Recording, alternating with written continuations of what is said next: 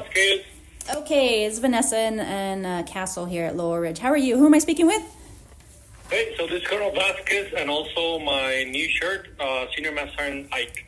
Ike. Okay. How are you guys? Thank you for taking the time to speak with us. Absolutely.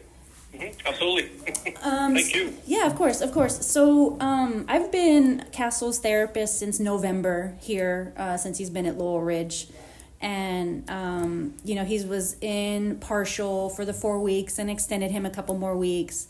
And then we're going to step him down to IOP here, which means he should be returning back to Cannon first week of January. I wasn't sure if you were aware of the plans, but I kind of want to let you guys know that's where we're at. I heard that there was an extension that was being routed, or a portal extension being routed, but I have not received any specified dates from our mental health technicians here or from y'all. Okay. Yeah, so that's what we're looking at. He'll be discharged from IOP on January 3rd and then return back to Cannon, and the reasons why he's been extended a couple times is because the service member is still complaining of nightmares and paranoia and just kind of deep mistrust of returning back to that environment. And so we've been trying to work on things like that. But that's the reason for the call today, is just to lay out a plan, I guess, so Castle can be a little bit more prepared on what to expect upon his return, and possibly just discuss some options that might be available, because as I'm sure you're aware, I mean, and I just said it, based on the circumstances, he has a deep mistrust for the chain of command, for the mental health treatment team, for the confinement team, just so much mistrust, and I'm sure that from the sounds of it, you guys have your perception of him as well, based on the history, and it seems that's kind of created this environment, this dynamic, and that's kind of one of my concerns, is that he may decompensate, having returned to this environment. So I guess question number one is, if when he does return, what is the plan for him in terms of the work environment? I know he still has the same commander, right, which is you, sir, and same supervisor, right? You said, or no? So what is the plan when he returns? So he's gonna go to the same section that he was last assigned. Mm-hmm. That he already met his new supervisor. We have to change one of his supervisors. Our Mohor is not going to be there anymore. But other than that, yes, he still gets to do supply, right, which is his core job. And, same location. He already knows his duty location. I mean, he hasn't worked there that much, right? But, yeah, that is the plan. Okay. And from what he told me when he was there, the little bit that he has been there, he still does have some interaction with the same chain of command, and has still had like various encounters, meetings, and has also been confronted by other service members asking him about, what happened and all of this stuff. I don't know. I feel like that's contributed to his decompensation, being kind of in that environment. Is there no other option? From my understanding, other mental health professionals have requested telework, and I've spoken with his mental health team on Cannon, and they were behind that as well. Is there a reason why he hasn't been able to telework? So they were behind. You said you talked to the mental health folks here, and what did they say?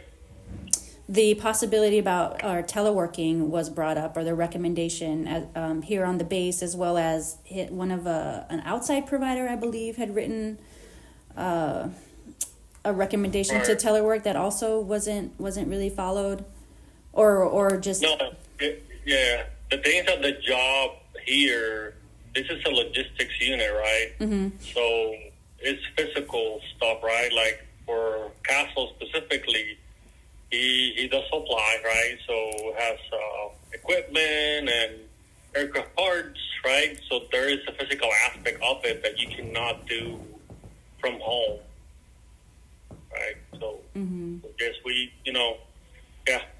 So he needs to be here physically. Lance, for you. Hey there, sir. Just like many other members, right? I have other members that also have, mental health concerns, stuff like that, and their rehabilitation, right? Their treatment, right, is how do they deal with day-to-day stresses, right? Work, coming into work, dynamic with other persons. So, so yeah, like I have to treat everybody the same. I cannot do an exception for someone. What about everybody else, right? Then I need to approve. Well, my squadron have I still need to get parts delivered, inventory, accountability. So I just trying to explain the context, right? Yeah, no, and I understand that, sir. But with all due respect, I mean, I think the situation is kind of different.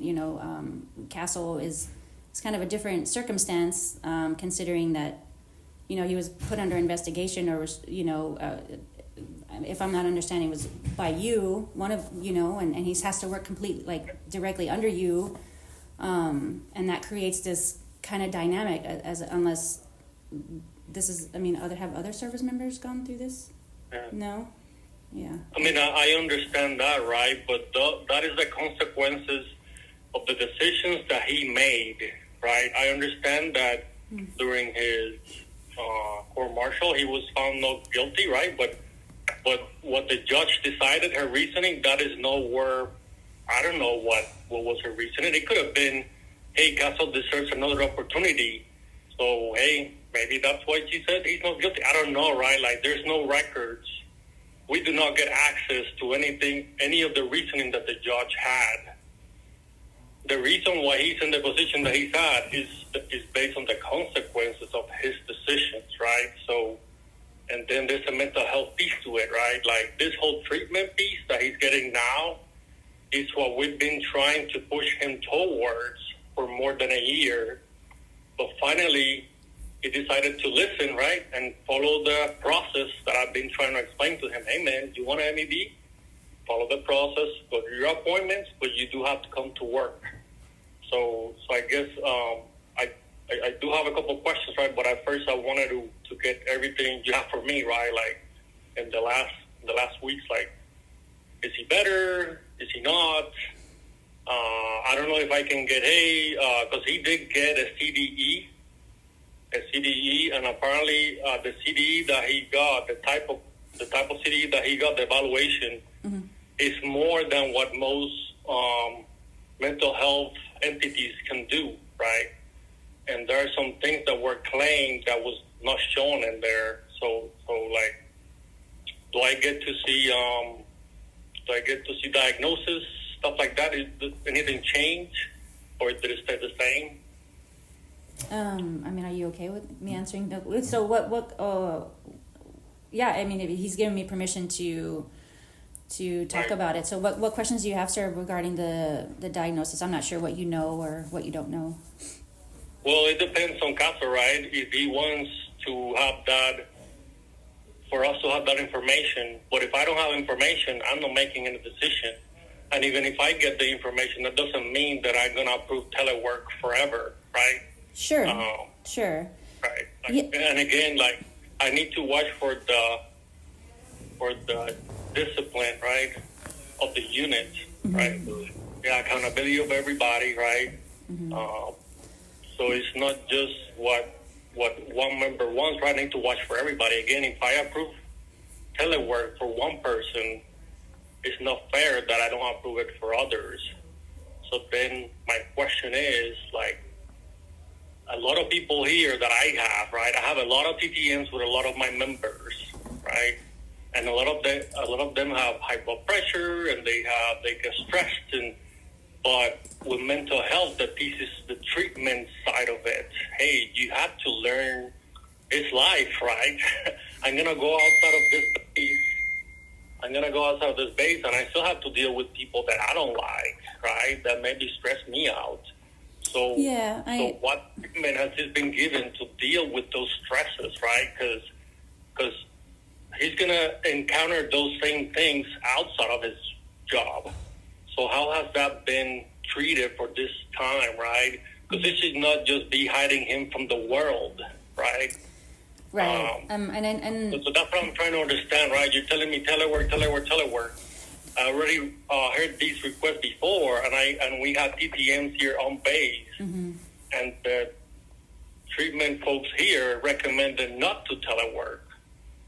So that's what I'm trying to understand. And Castle was there, and we explained it to him many, many times, right? But then you said you talked to them, and so did they recommend a different? I'm trying to understand that piece. I'll also get clarification on that as well. And I will say that telework is not the only option or a suggestion. I'm wondering too, and I'm just speaking of from other service members. They've moved them to the gym or the church or base ops or just somewhere else. Anytime they're kind of under a kind of like a toxic, hostile kind of work environment because of the risk of decompensation. We already heard this request, right? We already heard this request. Well, there's probably reasons why you're hearing the requests over and over and over again because the environment is not healthy. I understand that, but this request has come before, and that has been denied by a level higher than me. So the group commander will not let him there. Because of the past actions, right? Like the perception is he cannot be trusted, right? Mm-hmm. So and that's where that came from above my level. Yeah, and that's kind of the crossroads, right? Is like that's where we're at, and it's just my job to make sure that I voice my concerns and I document all of these things.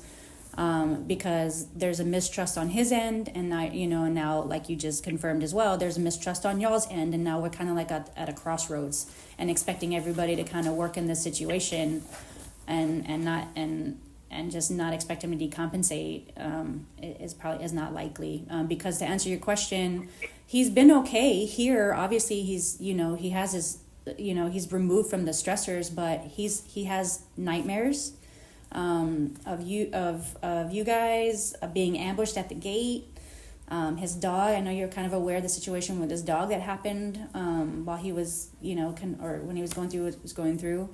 High anxiety, anger outbursts. Can we have a conversation, just you and us and Castle?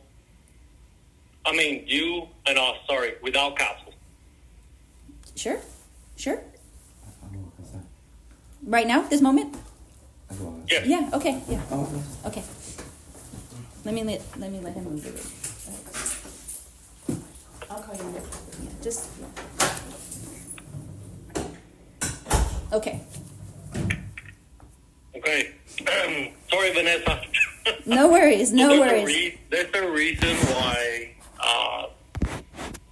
Hey, so what did he tell you about? Let's start with the dog, I guess, and then we'll go back to the other topics. What did he tell you about the dog? It's just kind of one of the things we've been working on sometime throughout this whole situation. His dog got sick, and he had taken it from vet to vet to vet, and he wasn't given a clear diagnosis. They were just giving him all kinds of medications, and they were just going everywhere, all over the place, trying to treat his dog. And then somewhere down the line, they found out that it was nothing what the veterinarians had told him it was, and they were just giving him random medications, and the dog eventually ended up dying. That's what I know about the dog situation. Is there something else? Are you talking this with her? No. Hey, Vanessa, I apologize too. I'm the new first sergeant for the unit. I've only been here for all of 31 days. I have not even met Castle in person. Mm-hmm. So a lot of this information is still new to me. I don't have a lot of documents on all the bits and pieces of this. So, as far as his dog, this is the first I've heard of this piece. So the dog, actually, he submitted a report, right? He told us that his dog was murdered. Yeah, that's the way it started. That's the way his dog was murdered and all this. And then he actually submitted a report guess he did autopsy on the dog. Mm-hmm. Yeah, but he's the gone to dog great was lengths. more of like he didn't take care of his dog. The dog was bleeding from the inside out. Right, and yeah, he's gone through great lengths trying to take care of this dog and figure out what happened to him. And apparently the reason why he was, you know, bleeding from the inside is because all these medicines that the veterinarians were giving to them that had nothing to do with what was actually wrong with the dog to come to find out. So the reason why he says the dog is murdered is because he legit feels that like these veterinarians were treating his dog with these medications that it didn't even need to treat a condition that it didn't even have. So that's kind of one of the things that we are actually working on too. Is just his language. Yeah, so that's not in the autopsy report. It doesn't say any of that. So that's not. It's not only that. It's just. Are you tracking that he didn't come to work? Mm-hmm. So one day he was told, "Hey, you need to come do these reports," and he decided not to come to work. Mm-hmm. And all of a sudden, he's telling his supervisor, "Oh, you're no longer my supervisor," because he didn't want to come to work, right? Mm-hmm. And then all of a sudden, he's not coming to work for 5 months, and then he's saying that no one is taking care of him. Right, yeah. And then he's leaning on the mental health piece, right? We were only telling him to do his job.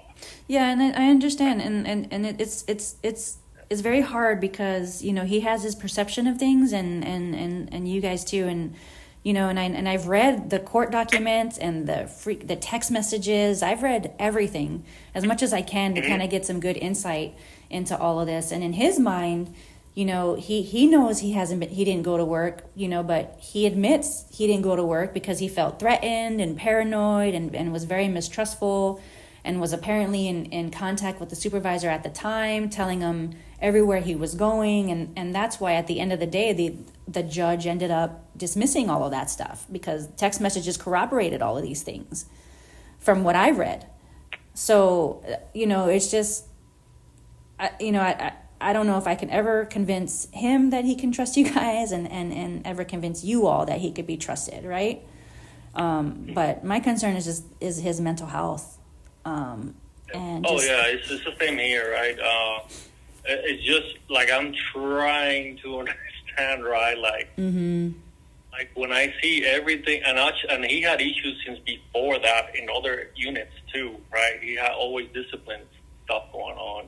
Even reporting to your place, right? Mm-hmm. How he didn't go the first day, and then the second day he didn't go either, and then he said he was food poisoning? He was sick, right? He was sick, apparently. Yeah. He said he had food poisoning, but then he said, "Oh no, I didn't dare come in because the doctor told me that it was contagious." So like, food poisoning is not contagious, right? Like. Every time he talked to us and he communicated to us, it's always, "Oh, well, someone else told me this other thing, and the other person told me this other thing. So which one is it? I don't know." Mm-hmm. But we have tried to give him clear expectations, right? When he came back from all that ordeal, we told him, "Hey, man," because he only has a year and a half left. I know that's on his contract, right? Mm-hmm. All he has to do is do his job. And go to his treatment meetings, right? Go to this medical, take care of that, which we always push and told him, "Hey, you have medical issues, go to your meetings, go to your appointment. Just make sure you let someone know." Mm-hmm. So I don't understand where's this mistrust, right? The way I see it, like it's just, hey, he's always trying to get his way. Yeah, and I understand where you're coming from. We're not asking for much. Sorry, go ahead. I interrupted you. Yeah, no, I understand where you're coming from. You know, I do, and your position. I was in the military too. I get it, and he just, like I say, he just feels failed by everybody because of how things went down. You know, ambushed at the gate, and you know all of those things. How he feels, right? And I think one of my first questions when I talk to mental health, and maybe you can provide some insight on this, is, you know, after all of this was kind of said and done, and the court case was done, that he went back right under the same command, and from what the mental health treatment team told me, and correct me if I'm wrong, is that there was a suggestion to move him, but the wing commander denied it or something. So for a lot of people, it just doesn't make sense that he's still in this environment. For a lot of us, it just doesn't make sense, right? So can you provide some insight on that? I can provide a little bit on that one.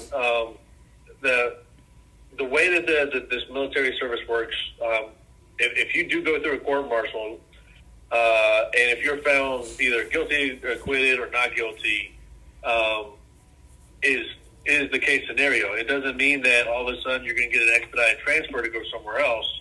Sure. For those reasons. So if he is found not guilty for the charges that are set in that court martial, that means he goes back to work. He goes back to a normal thing. So and that's just taking the mental health piece out of it. Is if someone's found not guilty, you go back to work. You go back to your job. You go back to doing what you've been trained to do in the military for the last 18 years. And so that is the bit and piece of why it was denied that he's going to go work somewhere else, because if he's found not guilty, then by rights, he should go back to his normal duty, his normal job, in the best interest of the Air Force. And in this particular case, yes, the mental health piece is there. As I said, I'm coming into this. I'm learning a lot of different things about this.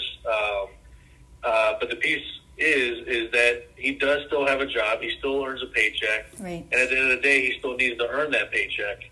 And just sitting in a quiet corner or at home is not going to be deserving of truly earning that paycheck, if you will. Right. I do understand the mistrust, and when individuals go through a lot of these disciplinary actions, for right or wrong, they're never going to fully like who gave them paperwork or who fully took a strike from them or any of those things.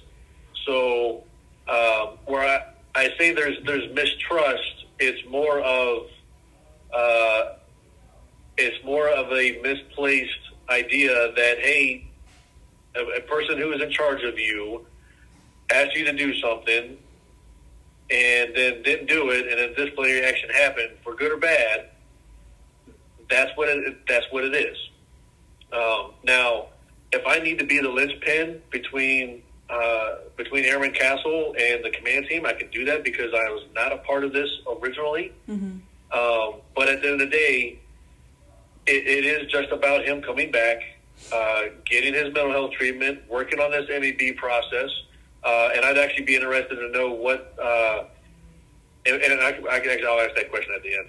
But at the beginning of it, it is how is he going to come back and be the best airman that he can be? Yeah, and that's my personal objective, is just if he can come back, do the job, be professional, do all of these things. In all honesty, it doesn't matter who the commander is, no offense, sir. It doesn't matter who the chief is. It's him just doing the job. Right. Is that, and that's where I think we are asking for, is just him to be able to come back and do the job as appropriate until other things are finished out. And that's where I'd like to switch over to this MEB process. If there was a command-directed evaluation, a CDE done, and there's any type of diagnosis that says that the member is either fit, unfit, or unsuited, is there an administrative way that he would like to be released for that, for MEB purposes, and where are we at in that process? And has he spoke with a Pueblo about that process? Right. Yeah, and I know that is something that he wants to do too, the MEB, and we can talk more about that when he returns. I know that's one of the goals, but that's the reason for the call, is like, okay, if there are no other options but to return, how do we make this work? Because it is a year and a half, right? It is a year and a half. And that's not a short amount of time, right? Like, to go every day and just to make, it won't go by quick. Right. Yeah, to make it effective, right? Back, to you on, like, I'm trying to understand, right?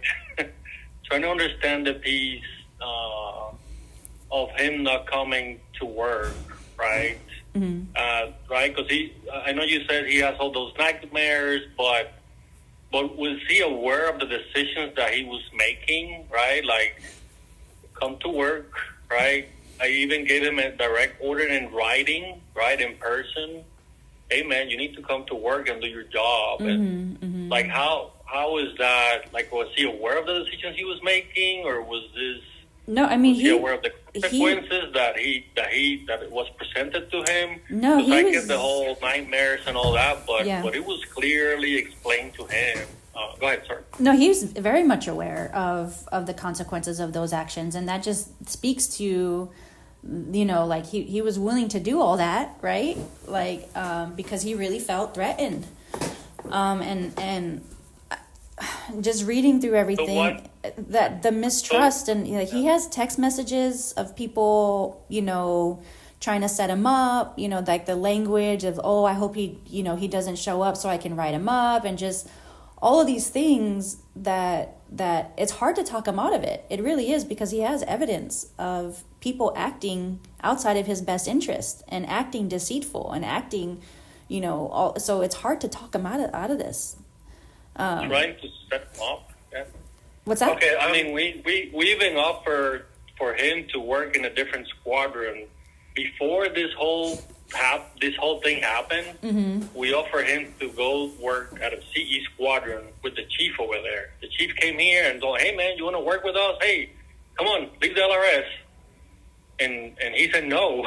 So if he was really that threatened, why didn't he leave when he had the opportunity? That's a good question. That's a good question. Even before that, we offered him another area to work on, and he still just decided, I'm not going to work. I'm not doing anything. So that's what I'm trying to understand, right? Okay, that is a good question. He was aware, you know what I mean? He was aware of the decisions. He was given options. He still made the decisions he made.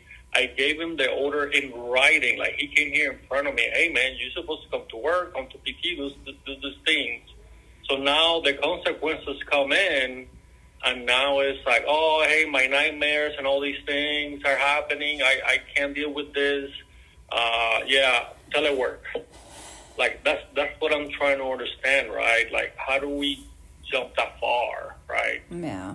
Unless, now if you tell me, hey, he doesn't have control of the decisions he's making, right? Like, maybe it's a diagnosis that is way out there, right? Then I understand, right? But if he's aware of all the decisions and all the consequences, how can I justify and tell my boss, hey, sir, I need to make the exception? All these things happen already. Airman Castro made all these decisions. The wing, actually going back to the transfer, right? We did try to transfer him to another base. However, he doesn't have retainability because he only have a year and a half left in his contract.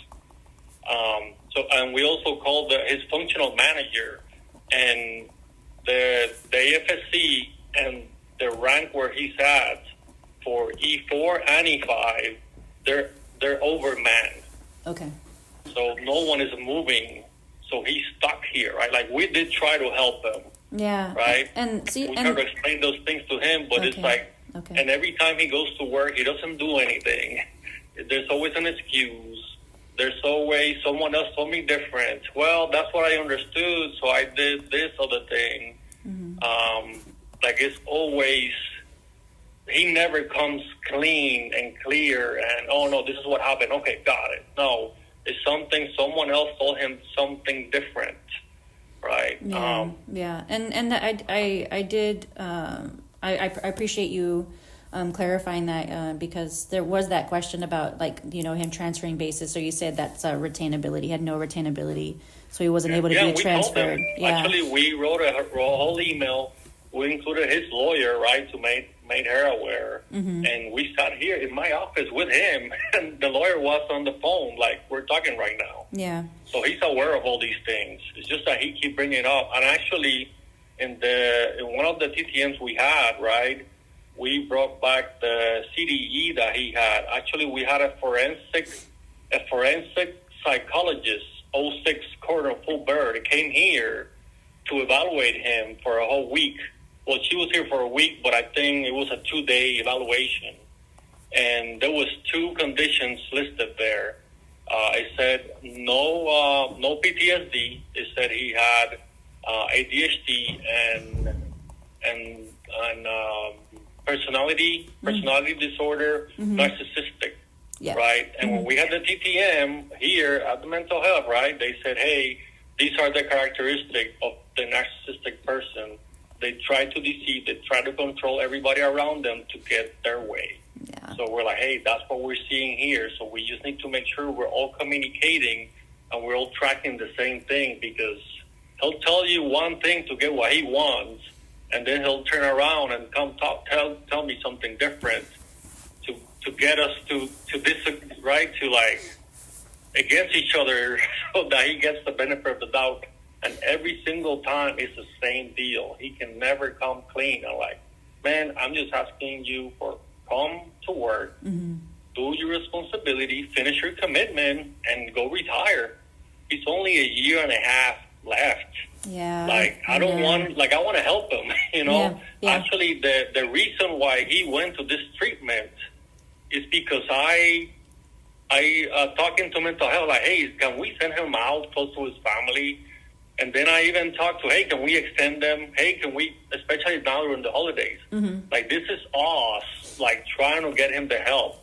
But for more than a year, I've been telling him, hey, man, go to mental health, go through the process. Yeah. Go to treatment. You need treatment. This is the first treatment that he's been to. I know. He started the treatment, but there were only like one appointment, and then he'll stop going. I'm like, no, you need to keep going, man. Like, yeah. Because he will go to one treatment or one meeting, one appointment, and then he come back, oh, I got all these things. I'm like, no, dude. Like, you need to keep going recurringly. Yeah. And I did see that. The MEB process, I get it, but you need to follow the process. The MEB process is many appointments. Yeah, not just one. I did see that CDE and the diagnosis, and he did give me permission to talk to you about it. And there was the ADHD, and I did see the personality disorder. But reading through it, the personality disorders, they said could have come out after he got that PTSD response trigger. I don't know if you know anything about him, but. He has a history of childhood sexual abuse, and he's mentioned a couple times in confinement, that a lot of this was triggering that response. So, sometimes those personality disorders come out of trauma, and a lot of this is a lot of a trauma response, right? Like the mistrust, the paranoia, the hypervigilance, the anger outbursts that we're seeing with his family and strangers out in the street, all of that stuff. And that's concerning, right? Have you talked to the counselors here? Because during confinement, right, he brought that up during when he got searched. Right. That, you taught me, like, hey, you trigger a PTSD event and all these things. He went to the ER, right, and then he refused treatment. Yeah. But then he came back to the base. Then he said, oh, no, okay, I'll agree to treatment. Then he went back to the ER. Right. And then he was assessed there by a mental health counselor, and they said, oh, no, he's just trying to play the system. Oh, wow. He does not have this. He does not have that. Huh. So I'm trying to understand, right, because I got that piece from that event. But now you're telling me that he did have a PTSD event, right? He does have a PTSD diagnosis. He does, yeah, and it's not just from us; it's from other places as well. But yeah, it certainly does sound like you have conflicting information on some parts. And I know there are things that that he didn't allow me to have information, right? Which is fine, right? He has that right, that HIPAA rights and all that. But I'm just trying to understand, right? I have different mental health counselors telling me, for what he allowed for me to know, giving me different diagnoses. So that's one of the questions that I always had here with the mental health here on base, right? Yeah. And hey, does he have PTSD? And I kept getting told no here locally. So does he or not, or is he deceiving half the people or not? Like, which one is it? He does, and at some point, upon his discharge, I already forward all that stuff to mental health, so they have all his records and stuff. But upon his discharge, I'll be happy to send you, anything that you need to help make decisions and kind of all of that. But then you can like I said, base your decisions on that. But like I said, it sounds like there's no option but for him to return. And so, maybe talk about the plan coming up next, like what's going to be expected of him. That way I can prepare him as well, just to help him be successful for the next 18 months. Yeah.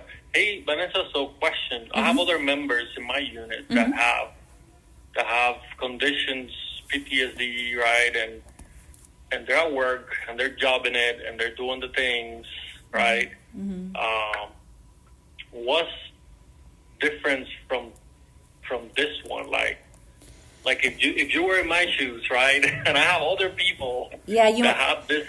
You want me to be honest with you right now? Doing their thing. Like, what would you do if you were me? Do you want me to be honest with you right now, sir? It's you that's the difference. So, say for instance, like I'm in an abusive relationship, right? And that abusive relationship causes me trauma, causes me PTSD because I'm getting beat or whatever it might be. How can I heal from that if I'm still in that relationship? See what I'm saying? So while you might have other service members that have PTSD and their trauma, you might not be the source of that trauma. But for Castle, the chain of command, and not just you, the confinement team, security forces, just the base in general, a lot of other players in this are the perpetrators of his trauma, right? So that's the difference, I would say, in this particular case. Okay, so do you think, like, if I go back to see, I don't know and say, hey,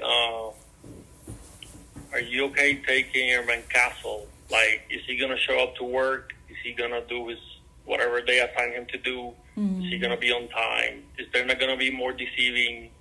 So, right, because it's away from me, right? Is that?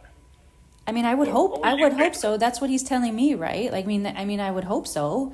I would hope that if given the chance and the opportunity to go to work every day and not kind of be subjected in these stressors, that he will act accordingly, and like you said, and earn his paycheck, like you guys say, because he, like you said, he is still part of the military. He is in for the next year and a half. I would hope so, and I would hate that if that were the case, and you guys go out of your way to do all of that and accommodate that he screw it up. I would hate that. Okay. But that's where I'm gonna go with. Yeah. And this is what he's telling me, right? These are so these are just recommendations that we've kind of talked about. Like, okay, if you're telling me this, right? Like, you're triggered by all of these, these people and these things. What are some options? How can you be successful for the next 18 months? And that's kind of what we came up with, right? And like I said, I've done it for other service members. I've seen it happen, and I understand, right? Manning and the type of job and the type of base plays a part in all of that. But I've seen people be moved, because of, like I said, toxic hostile work environments. I've seen people, make accommodations, whether it be telework, whether it be treatment, whatever it might be, just to make the environment conducive, right? So that either he doesn't decompensate or something happens, So one of the things I just kind of like to ask a question about, and this is generalized towards the successful for being 18 months. I know you say he has a mistrust for the confinement team, for security forces, for all of these different things. One, if we were to accommodate into one of those things, I'd like to know, or I guess we would like to know just like what places would not present a trigger in that aspect. Okay. But because you're right, like if we do have a security forces augmentee program where airmen can go over and be guard gates, but if he feels like he's going to get jumped at the gate every time he comes to the gate, obviously that's not going to be great to put him at the gate, right? Right. Yeah, and I can tell you the reason why he's mistrustful of the confinement team, and I don't know, and this is what I've read in his documents that he's provided, written reports, is he was extracted from his cell. Y'all know that, right? He got extracted? Yeah. He failed to follow simple instructions. Well, he's not supposed to have a blanket over his head. So that's how they saw it. But it was an illegal extraction. It was an illegal extraction, and there's text messages of this confinement team going back and forth of we need to do it to comply, make him comply, and all, basically deceitful, and that's why he has mistrust. So that's why I say it's really hard to talk him out of all of these things when he has evidence of people being deceptive and malicious, and so that's why he ends up getting off. That's why he ends up evading these charges, is because people are acting in these ways. I haven't seen these. I haven't heard of that either. Yeah, it's crazy. I'm telling you, I have documents. I mean, official court case, the text messages, everything, everything. I did saw a lot of texts between Kyrie and him, and I saw videos and I saw descriptions, right? Because they have to do a report every time they extract anyone or any single incident that he had. In the cell, like he didn't want to, to follow directions. That was all. There was a report, a written report of date and time and everything. Yeah. You're saying there's text on top of those? Yeah, yeah. So yeah, there's I guess the confinement team had like a group text, that they used to communicate within each other. And within those text messages, they're talking about him and setting him up and wanting to do an extraction to make him comply, which is not a legal form of a legal reason to extract him. That's why he got off of all those charges of busting someone's nose and their knee or whatever else came from that, because the extraction was illegal apparently. So it's just a lot of things. There are instances where he's not compliant. You're right, where he is, disrespectful to authority, and he's yelling back at them, and they had to cut his clothes off because he wouldn't comply. There are instances of all of that, right? But there's also instances of people acting deceptive towards him, and that's why he acts the way that he acts, right? And so eventually, when it comes down to it, the judge sees all of this and dismisses all of those charges. Wow. That's why he got away with all of it. Yeah, apologies. There's some things that we are not tracking because I guess we were not privy to some of this. Yeah.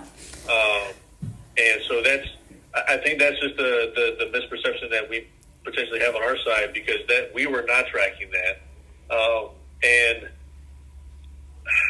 I'm going to speak with legal because the commander and I are both kind of curious to know if that was rectified on the other side, and if there was anything done on that side. But that's like as far as holding that team accountable and stuff, like as far as holding that team accountable and things like that. Yes, ma'am. Yeah, so he's working. Right, because I talked to that commander, right, Security Forces commander, and he gave me updates on but he never told me anything on this. Yeah, so there's even more to that. Like it's the story's just crazy. Like the team that extracted him wasn't even trained in cell extraction. They did like a 3-minute debrief, 5-minute brief before they went in there and took him out of the cell, and that's why there was so much in the video. There was so much commotion, and because they weren't even doing it right. So I mean, there's just so much to this, and I understand maybe that's why. You guys have your perception and he has his, is that not everybody has the full story, right? And that's because of you haven't been privy exactly to what I'm thinking right now. Yeah, you haven't been privy to a lot of the information, and which is fine, right? Like, which is understandable. He didn't tell y'all, and maybe y'all didn't have access to it, but I'm glad we're having this conversation.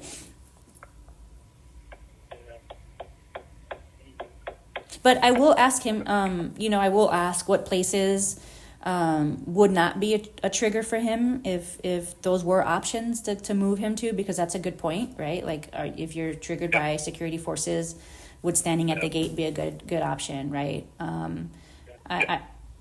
I know religion is big for him, so I was probably the church or I don't know whatever options are available, but I will ask him. Well, the thing is, right, that we have to sell this to those units, right? So I'm gonna try and go back to see you, right? Because they offered before, but when I go to that commander, right, it's like he's gonna ask me, hey, so how is he? And I tell him, well, this is Yeah. I'm not gonna tell him everything because I don't think they need to know everything. But he hasn't been to work since last year, right? Right. And the way this started was like, hey, I need you to come in to do a report, and he refused.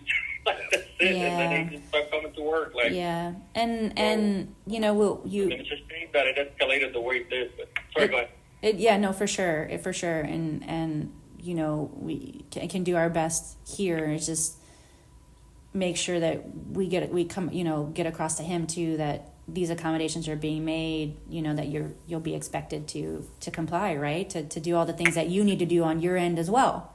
It's not just one-sided, right? That he has responsibilities too. Castle has responsibilities too.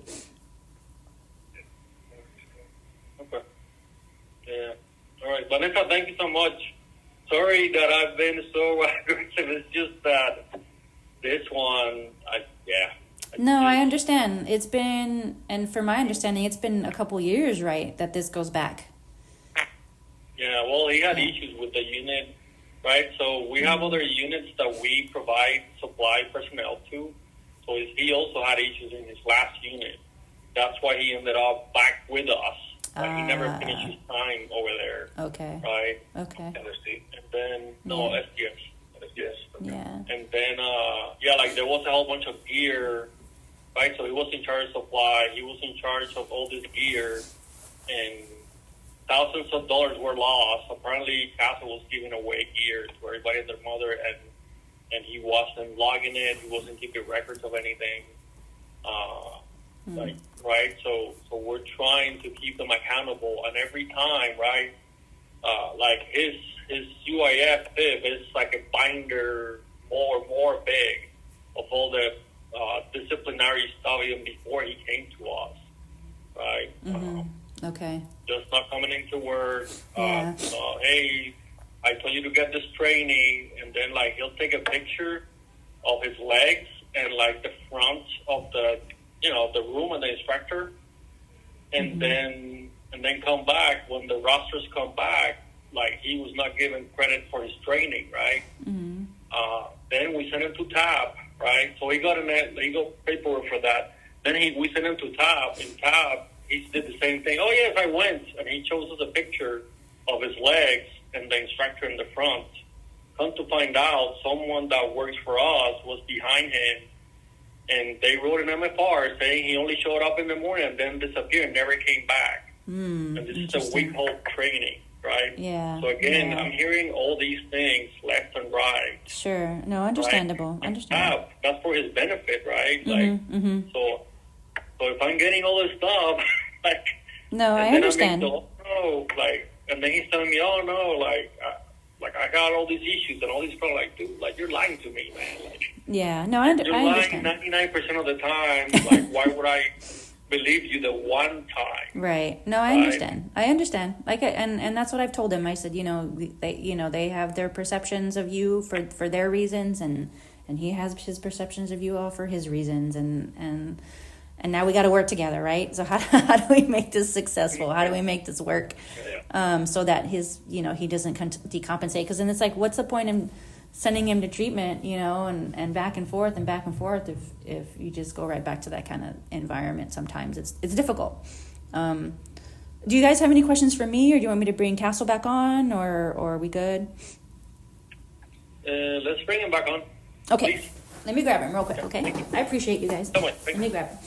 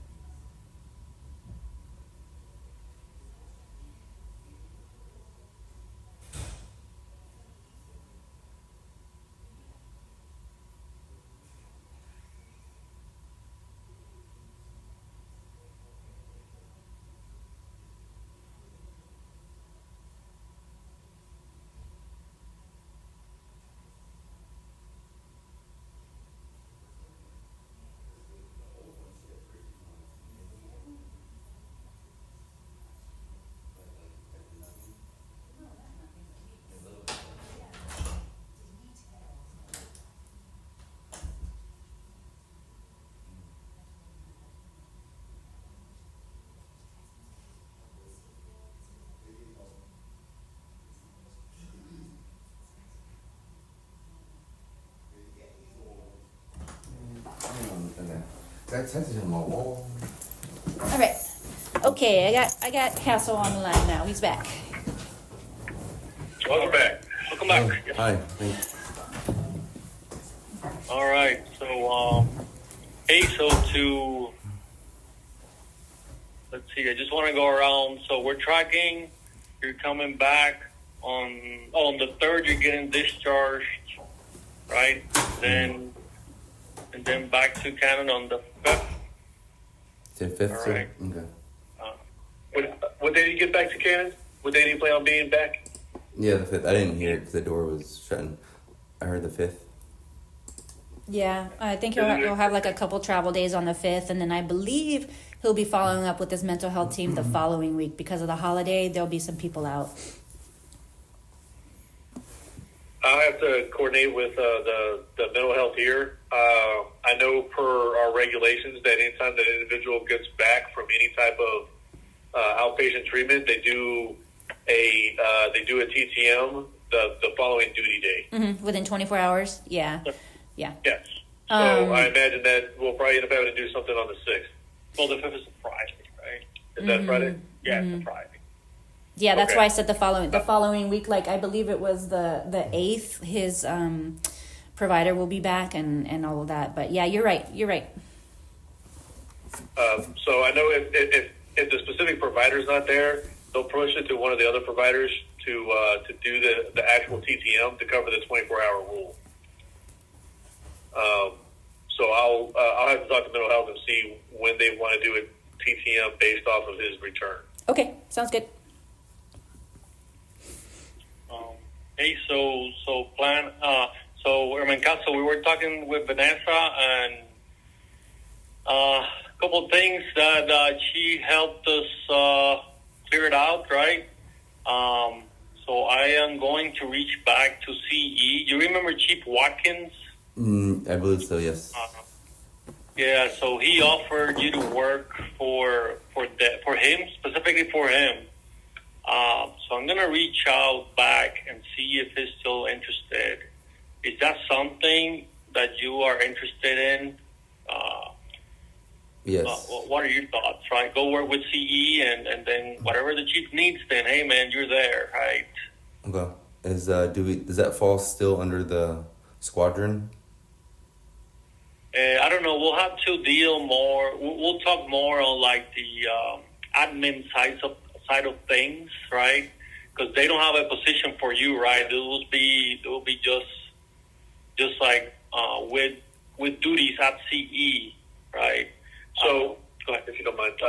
So unfortunately, we can't just do a straight PCA because there's not an actual funded position for you to be over there with your AFSC specifically. So what that would actually mean is that they would have OPCON over you, but the LRS, because you would still fall under the Alpha roster, still fall under position number 4 LRS, you would still be ADCON under LRS. Does that make sense? I guess a little bit. Yeah.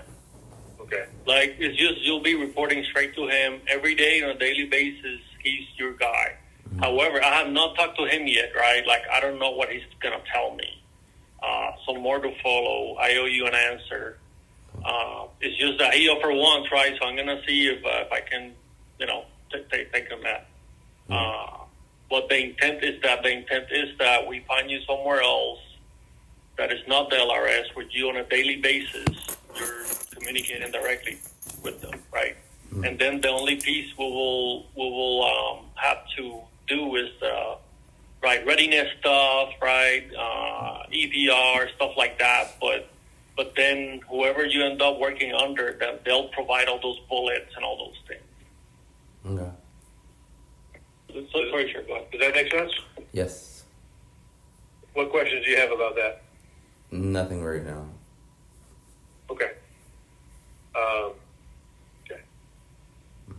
I know one of the biggest things, I know we've texted about this too as well, is how to be professional, how to be the best airman that we could be, right?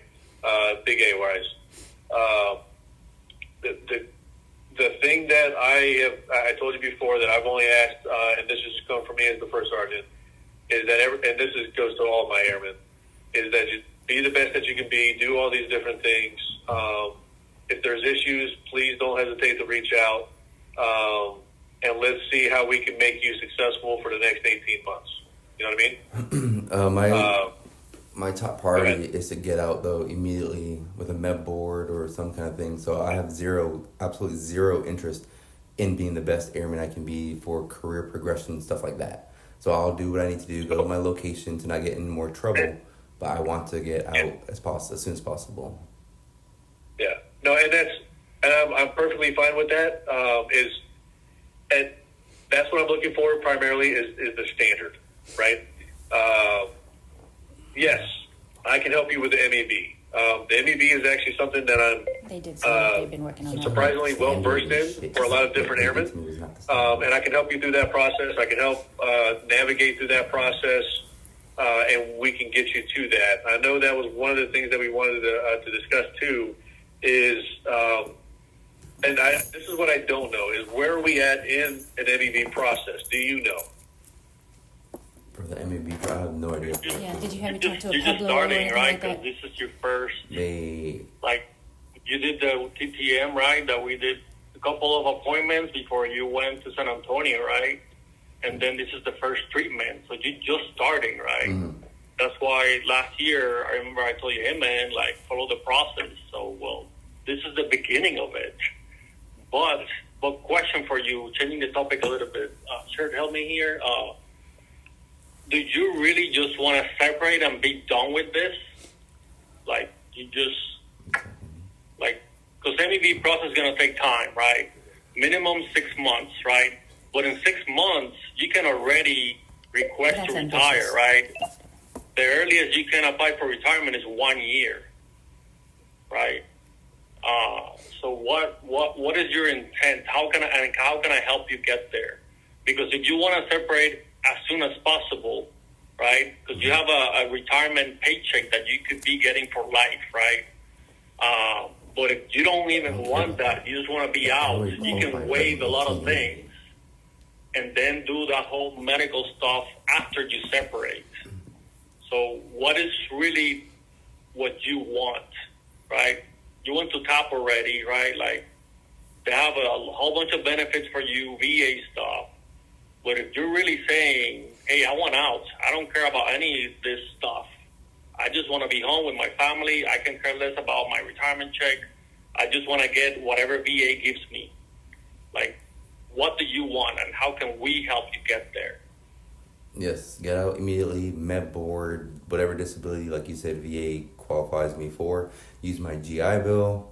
So I think the question is, Well, do you want to get out immediately, or do you want to med board? Bill is not in there, but go ahead. So he's saying, like, I think the question is, does he want to get out immediately, or do you want a med board, right? And you're saying there's a quicker way for him to get out as opposed to a med board. Is that what you're saying, sir?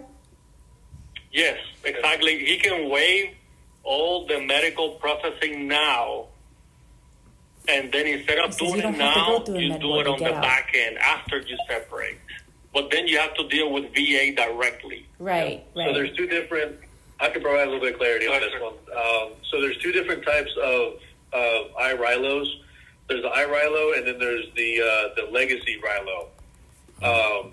The integrated RILO ensures that an individual does their VA benefits before they are separated, and they do all the VA appointments. They wait for those to come back, and that's after the shippy is done, and then they are released at that. If a member decides to go through the legacy RILO, that's after. Yeah. What that means is they do the shippy before they are separated, but it is on them. It is on the member to go through the VA to do all the VA appointments after separation. Mm-hmm.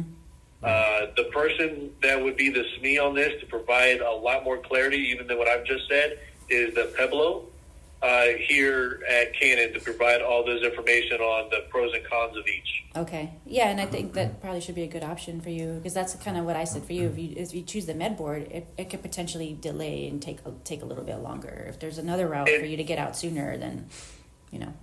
They're both considered the med board process. It's just the timeline is shortened because the VA appointments are not done during in service. They're done outside of service. Gotcha. Or Okay. outside the committee. Does that make sense? Yes. Yes. Yep. Okay. Okay. I think that's something that probably he'll have to look into when you get back. Yeah. Yeah, I never even heard of that, but I'll look into it now. I will be upfront with you because this is exactly what the fellow's going to tell you, and that way you have this information up front. Is that if you do the VA appointments afterwards through the VA, that means that you are stalling out on getting the VA disability payments until after those appointments are done. It's just depending on whether or not you want to get paid directly after the ME or after separation date, Essentially, or stay in longer while wait you till deal with this after, with the VA, or or get out separate and deal with it VA after. appointments and then wait for the VA rating to get paid for VA They disability. don't know you have all this money. Does that make sense? Yes. Okay. So those are the two differences between the legacy and the integrated RILOs that Gotcha. lead to the MEB through AFPC. Okay. Awesome. Thank you for letting us know that. Yeah. Okay, so then, and there'll be some stuff that you have, because it's like a voluntary separation, right, that you will have to do. So there's stuff for you to sign, right? Because my concern is, right, is that, man, like you're not far from getting a military retirement. But again, if you think, hey, I just want out now, then okay, then go that way. Let me see. Yeah. Okay. So when we'll try and get, we'll talk to her after this to get paperwork ready, and let's just roll. Okay. All right. Okay. What else? What other topics we don't talk about? So January 5th, though, do I need to report to the first sergeant or something in the morning? Because January 4th is my travel day, but I do have my family with me, including my son. Yeah, how's that going to work? So let me ask this question real quick: once you're discharged on the 3rd, do you plan on start driving that day? No. So will you be discharged in the morning? Is pretty much what I'm asking. No. Yeah, Okay, typically. So you discharged at the end of the day. Yeah, typically, that their last day, you have to do a whole discharge process, which is see the doctor, see the nurse, see me. It's like a whole string of appointments. Okay. But I can, if you want to do it, or I can do it. Coordinate with mental health, because that's usually what I do, is just to make sure I secure follow-up appointments. Coordinate within travel days and all of that. And I spoke with her name is Samantha, his person, before. Yep. And that's how I know she was going to be out the week that he's supposed to return. So she was okay with seeing him the next week. But I mean, like I said, there are requirements, like you said. But sometimes due to travel and due to the holidays and people being out, sometimes they'll make some exceptions. But that's something you and I can do, is to nail down the follow-up appointments and stuff. To make sure that he has enough time to travel and make those appointments. Yeah, I leave that to you, mental health, honestly, Okay. to coordinate on what looks right for him. For sure. And whatever time that they call me up and say, "Hey, sure, you need to be here." Yes. Okay. Ma'am or sir, I'll be there. Yeah, no problem. That's something I do anyway. I have to have all that before I discharge him anyway. So I will take care of all of that and make sure he has enough Sounds time. good. Yep. Hey, for Friday the 5th, can you just meet with him? Hey, I'm okay, and then come back on Monday. Yeah, that's what I was thinking as well. Or let's just meet Monday. Hey, Caso, can you just call us? Can you just call the church and just on Friday the 5th? Okay. Okay. Go ahead, church. Go ahead. Yeah, if on Friday, whenever you get in, I live just kind of near the base, but I'll meet you anywhere in Clovis, wherever you're staying at. That way I can just meet you, put eyes to you. We can put a face-to-face, because, like I said, like at the beginning of this thing, we've never met. That way I can see you on Friday. I want to discuss something with you really quick. Hold on. I'm going to put you on mute for a minute. Okay. So why he didn't put it on mute in the speaking? It's just, I mean, he literally just said, I'll coordinate the discharge, and then he wants to, but it's probably, generally that's just a accountability thing, because there is a requirement for you guys to see them within 24 hours, but you're traveling so they'll make an exception generally, a day or two, but it's right before the weekend. Yours is different. We could potentially discharge you early on Wednesday. Don't let them know that, right? So you can get out of here, but Don't it's let them know that. okay. Hey, Commander just kind of brought something up to my attention real quick. Do you have family between here and Clovis? Yes. Wait, between? I have some family here in San Antonio, yes. Okay. What would you like to do, and what works best for you? In terms of what part? So, like, if he's gonna get here on Friday, which is all gonna be all of like just me putting eyes on him, but if he has the 2 next duty days off of that for Saturday and Sunday, and he doesn't have to be in until Monday for a TTM, and I leave that to you, Vanessa, and mental health. That if he ends up showing up to meet me on Monday because he wants to spend some extra time with family in that area or somewhere between here and there, I don't think that would be an issue either. Okay. But just with understanding that he only does get the limited amount of travel days, not all 4 days for that. Does that make sense? Yeah. Yeah. Yeah, and I think once I coordinate with mental health and see like what they want to do, and I think we'd probably be able to speak more to that, more specifics. You know what I mean? Yeah. It's like if they want him back on Friday, then obviously he has no time. But if they're okay with seeing him on Monday or that week, then obviously he has more time, right? So what I just wanted to make sure. Hey, Castle, do you understand that piece, right? Yes. Mm-hmm. Yes, sir. Thank you. Like what we're trying to say is like, hey, if you're planning just to drive on Saturday or Sunday, he wants to say that he's a good on guy. Friday you can just FaceTime the shirt and say, hey, I'm okay, things are good. Okay, see you on Monday, right? Mm-hmm. Like I understand you have family in San Antonio, and you're probably not gonna want to come back until Saturday or Sunday, right? It's how your drive. Mm-hmm. Like I'm okay with that. It's just like on the pay piece, the travel piece, I don't think you can get paid for all those days, right? So that's why the shirt said, hey, it's just whatever is the amount that you get, right? And then the rest is on your own, right? Okay. But I know you're staying with your mom, so so you can save some money there too, and spend more time with your family. Yeah. So that's, I just want to make that clear. You have that option if that's what you want to do. So. Okay. Thank you very much. Appreciate it.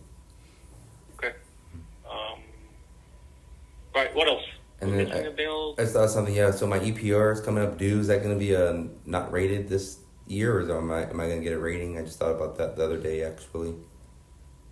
Good question. We'll talk more of that when you're here. I can speak a little bit. Yeah, go ahead. So anytime that you are in a IOP, anytime that you're in an IOP status, what should happen, and versus what may have happened or not, is that the amount of days that you're in IOP is considered non-duty days on the old EPR. Now, unfortunately, the EPB doesn't actually rate or show how many days that are non-rated versus rated. But that's just the duty status piece of that shows. That's just the duty piece of that. On how many days that you're rated versus how many days that you're not rated, but that's only for the days that you are in specifically IOP. Mm-hmm. Does that make sense? Mm-hmm. Which would mean that the whole month of October, I was showing up to work, but then the last 12 weeks before that, I was on parental leave, and then obviously I was in confinement for 10 weeks, and then everything before that, I wasn't showing up to work, obviously for the reasons that everyone knows. Yeah. So this whole year is kind of a wash. So am I only going to be rated for October is what I'm getting at? So unfortunately, even when you're on leave, on parental leave, those are still considered rated days. Do you really care? Aren't you getting out? But you would still need bullets. You still need all the stuff to kind of fill out on that. And that's what we just have to figure out is like, what is that going to look like on the EPB? Mm-hmm. I'll be honest with you, with the difference between us going from EPRs to EPBs, I don't know what that truly looks like in this scenario. And that's where we're going to have to get with MPF and figure out what that looks like and talk to evaluation. Lastly, about my because I'll be honest with you, I don't know. Sounds like a good opportunity. Okay. Yes, sir. To be continued on that piece. But I'll look into it. That's a good question. Okay, and then the very last thing I thought of, so Master Sergeant Collins, before you, obviously, he's been trying to clean up my PIF since I got a clean slate. Promise that. I just still want to know what things aren't going to be removed, and if I get a new copy of my entire PIF once that's determined. I can take. So I'm still cataloging everything that's in there to provide to the commander for that decision. But I have not finished that catalog yet. I'll be honest. I've got 20 other cases that I'm working on right now, and I'd love to say that you're my number one priority. But I've got 20 other cases that have been taking a lot more of my time, and so that is kind of fall to the wayward a little bit. But I'm working on it slowly. Okay. I appreciate that. Yeah. Okay. I appreciate you all taking the time to speak with me and Castle. I think we got a lot done, made some progress. Did you guys have any other questions for me or us? Hey, Vanessa, what's your last name? Ramirez. Ramirez. Mm-hmm. Awesome. Thank you so much. You're Vanessa, welcome. yeah. Thank you so much. Appreciate your time and your patience with me. Of course. And yeah, thank you. Appreciate it. Thank you. All Thank right. you. Yeah, we'll be in contact with all his follow-up appointments and stuff, okay? Awesome. All right. I apologize. I did have one last question because I'm just thinking about it. Mm-hmm. How's I know, Lance, that you were talking about, like you had 2 houses potentially looking at for housing when you did get here? Well, the base one is still giving me the runaround. They said I'm 166 last time I talked to them last week. And yeah, I'm supposed to sit at 12 myself. Yeah, but I'm still working on my ETP to see if I get priority expedite, but we'll see how that works out. They made me do a marriage intent form, which did nothing to help my priority. So the fact that Miss Lee, the housing manager, was so adamant on getting that document for me makes no sense to me. But other than that, yeah, it's not looking good. It's not looking good. Apologies. So you're not married right now? Correct. Okay. But I heard you say that you have a son. Is that her son, or is that your son together with her, or what's the situation with that? Correct. Our son, yeah. Is he in Deers? Correct, yes. Well, the thing is something about showing, what was it? Paternity. Showing that he had so many days with him, and it had to be some kind of court order or something. So okay. That's why she said, hey, if you give us an intent to marry with a date in there, gotcha. that she can elevate him from party 3 to party 2. Got it. Can you send us what you sent her on that intent to marry? That's why I and assumed. then we'll talk to her. Yeah, that's why I thought too I would be on priority 2, but that letter of intent did nothing. I'm still on priority 3, and now they're telling me until I show them the actual marriage certificate, I can't jump up to priority 2. So that letter of intent, I have no idea what the reason. So and the reason that is because as a single airman, they don't provide housing for single airmen. And that's the reason why I was asking about your son. If he's in Deers and he's shown as yours and the birth certificate, you're the named as the father on there, then the marriage thing may not actually be a requirement because you're showing that you're a single parent with a child. Does that make sense? Mm-hmm. Yeah. To get base housing. Airman as in my rank, or airman as in a member of the Air Force? I'm sorry, say that again? You said a single airman is like a single NCO different, or is just you're talking about the same thing? No, single airmen are not allowed to get a house on base anymore. I think that's not airman as a category, not your rank. I'm not sure though. Oh. Is it airman as in rank, sir? Single airman as in E4? Or? No. At Big A. No, like if I was a single senior master sergeant, I would not get a house on base. Gotcha. Okay. Yeah. No, I apologies. Big A. Mm-hmm. any single active duty member is not allowed to get a house on base at this point. And so unless they have dependents. So what you need to do is just show that you have a dependent. And what that intent for marriage does is allows you to get onto the list. However, it is confirmed that you still have to be married by the time that you move into the base or onto the base housing to be married. Does that make sense? So this is a new AFI or something that just dropped recently, sir? That's in the AFI already. Because I had a house, but while I was in jail, I moved out due to not being sure if I would be getting paid BH, but I was single then. Yeah, so the wing commander at the time, when you first got here, waived that right based off the fact that the BAH allocations at that time were not cutting it for the local area. And so the wing commander decided to waive the AFI to allow single airmen to move into base housing. Wow. As long as they had a roommate or somebody, correct? Because you had a roommate? No. You could choose. You could choose to have a roommate. I chose not to. I was paying out of pocket. Yeah, I was paying a little out of pocket.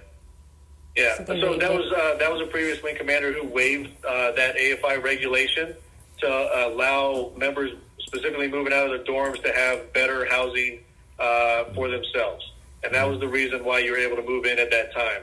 That has since been rescinded because of the influx of families moving into the Cannon Air Force Base area and the requirement to be able to house at least 80% of the population of military families. Okay.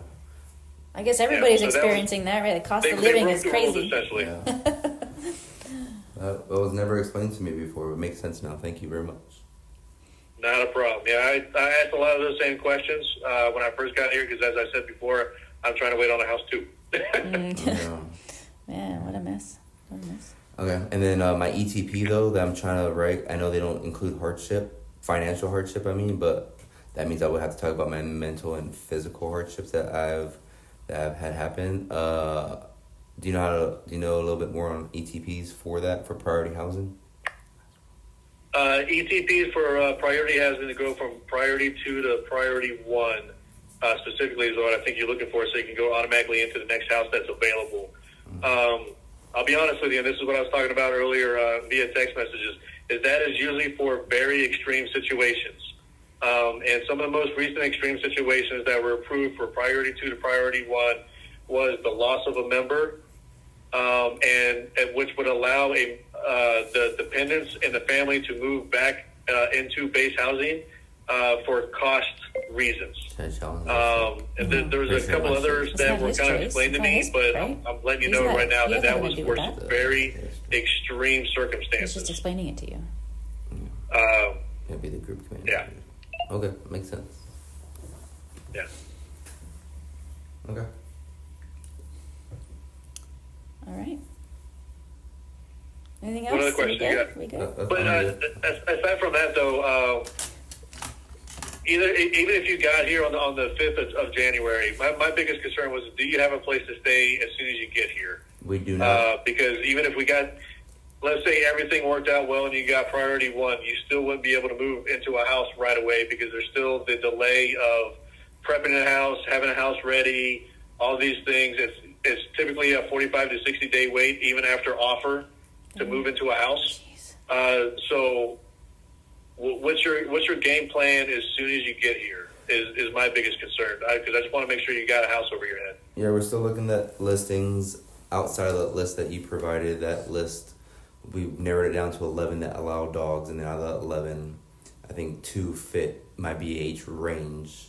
And then I don't think those 2, or I think we're looking at 1 now, but then we also found other listings that aren't on that list. So we've had to pay a couple of $30 application fees now, which is getting annoying, just to see if you qualify for it before it gets taken from someone else. But yeah, we're still looking right now. Yeah.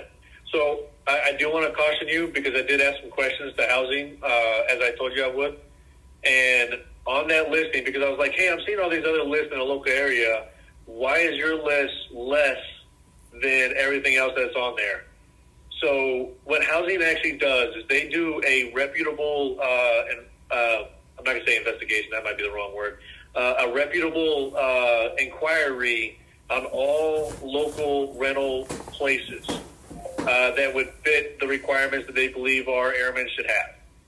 And that goes into everything on service capability, where the housing is at, where the rental home is, cost, square footage, things of that nature, right? Mm-hmm. And so everything on the list that I gave you is specifically things that were approved by housing, by the housing inquiry, to provide all of its members. They get assigned here proper housing that should fit them appropriately. So if you go outside of that listing, you may be losing, it may be cheaper, but be careful with those because they may not be the best places to either live. Mm-hmm. The services might not be the greatest, things of that nature. Does that make sense? Mm-hmm. Absolutely, yes, sir. Okay. So yeah, that was the difference between the discrepancy on what's actually available out there versus what's on that list. Okay. Sounds good, yes, sir. So, just for your awareness' sake. Yep. I appreciate it. Not a problem. Cool. All right, well, I'll keep in contact with you, sir, through text message as the approach comes. Yeah, copy that. And then thank you, Lt Col VAZQUEZ, for your time, sir. Yes, thank you guys both so much. Thank you. Thank you, Vanessa. Nice meeting you. You too. Y'all have a good weekend. You as well. Thank you. Have a good one. Okay.